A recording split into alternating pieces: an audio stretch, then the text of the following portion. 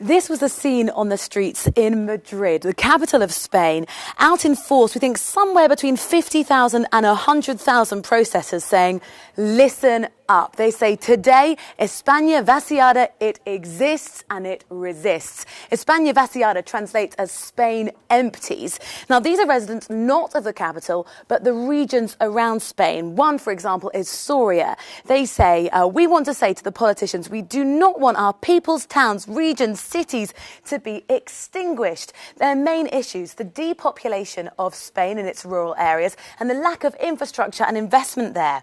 If we have a look at a census data in Europe, we can see how stark the issue is in Spain. This is Europe, data taken from 2011. You can see a dense population here. Over in Spain, this lump here, this is Madrid. But look around here. There's a huge proportion of the country that has less than one person living per square kilometre. That becomes the issue.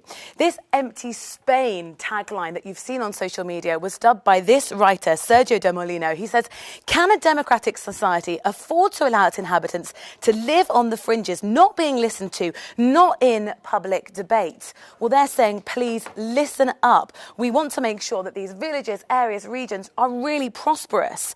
Now, Pedro Sanchez is the Prime Minister of Spain, has said he's heard and listened to the protesters, saying they were right to take to the streets. And actually, it's some of those smaller towns that lead the road to a really prosperous Spain.